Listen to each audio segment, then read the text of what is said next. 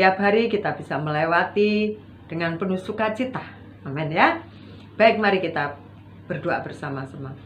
Syukur kami naikkan kepadamu ya Tuhanku, ya Bapakku, Allah yang baik dalam hidupku, yang terus-menerus mengasihani, yang terus-menerus mengampuni, yang terus-menerus memberkati dalam kehidupan kami.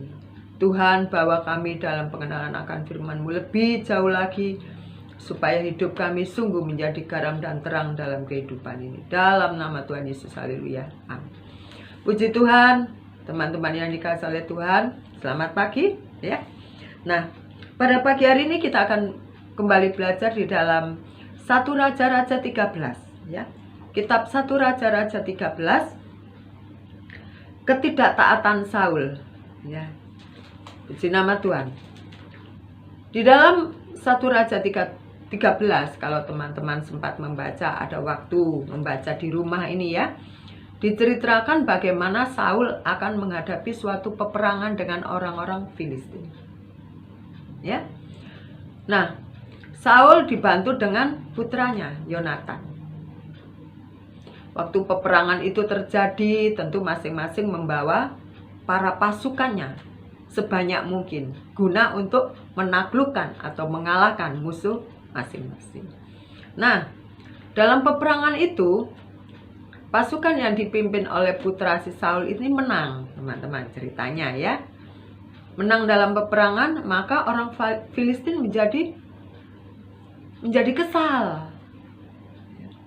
Loh, kita kalah, kita terdesak oleh pasukan yang dipimpin oleh Yonatan. Tapi masih ada lagi pasukan yang harus kita gempur habis-habisan, yang harus kita habisi para pasukannya, yaitu yang dipimpin oleh si Saul. Nah, sebelum peperangan itu terjadi, ya, Nabi Samuel, waktu itu yang menjadi nabi adalah Nabi Samuel, sudah berpesan kepada si Saul.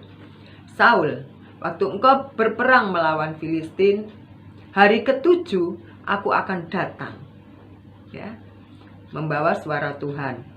Aku akan datang, tunggu dengan sabar. Ya. Nah, di dalam peperangan itu, tadi ibu bilang si Yonatan menang ya.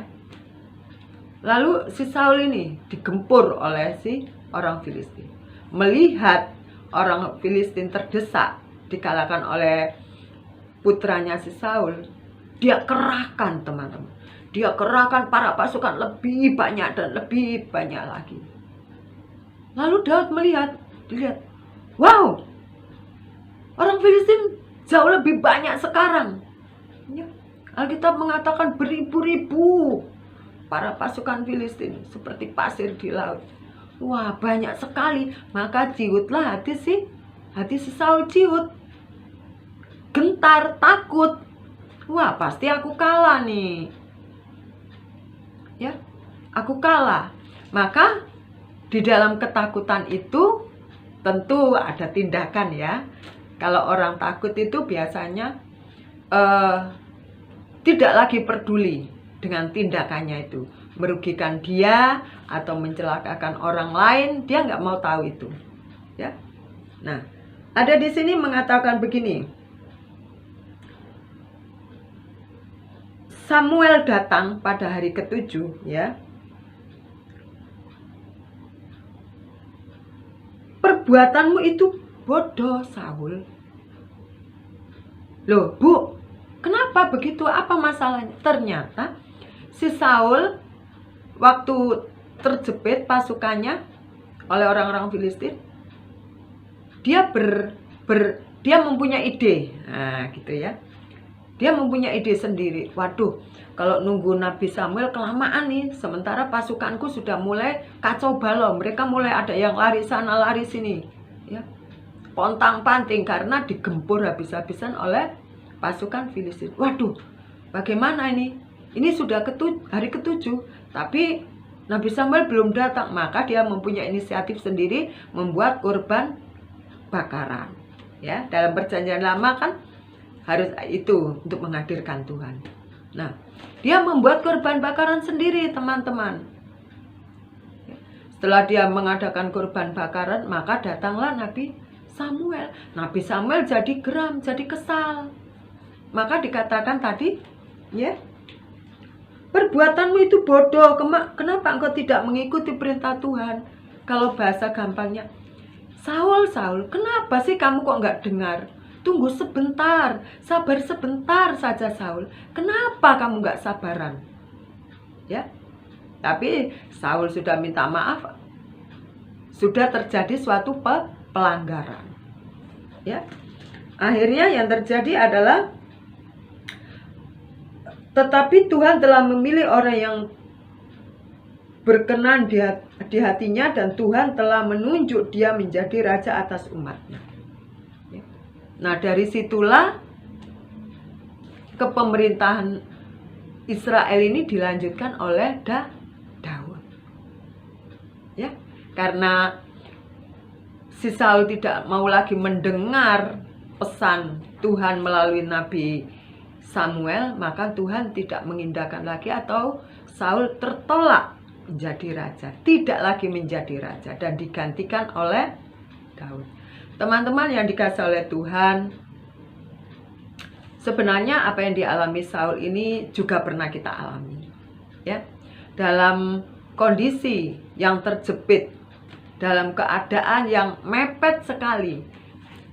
Kadang-kadang kita itu melakukan suatu tindakan ataupun mengambil suatu inisiatif yang konyol, ya, merugikan diri kita sendiri, ya, yang kita anggap untuk menyelamatkan, tetapi ternyata bikin rugi diri sendiri.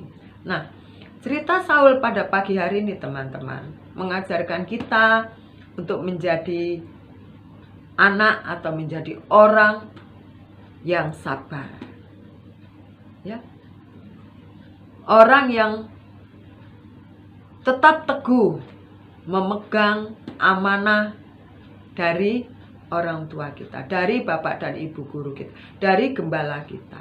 Kalau beliau menasehati beginilah yang kita lakukan.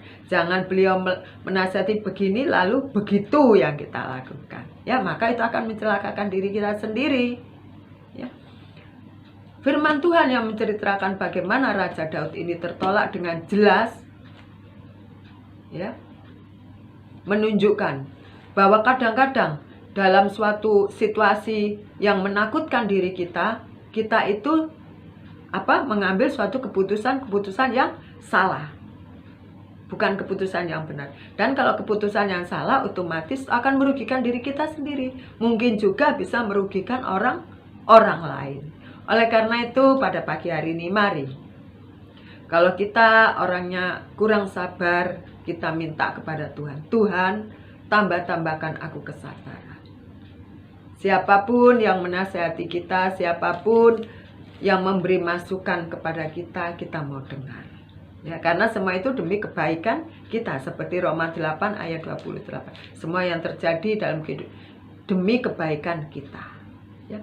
Tidak mungkin orang nasihati kita supaya kita tidak baik, pasti demi kebaikan kita, dan mereka itu atau beliau itu sayang dan peduli terhadap kita. Puji Tuhan, pada pagi hari ini mari, jangan sampai kita kecut, jangan sampai kita tawar hati. Di masa-masa kesesakan, di masa-masa ketakutan, kita tetap pegang firman Tuhan. Kita tetap percaya bahwa Tuhan Yesus ada di pihak kita. Selamat pagi, Tuhan Yesus memberkati.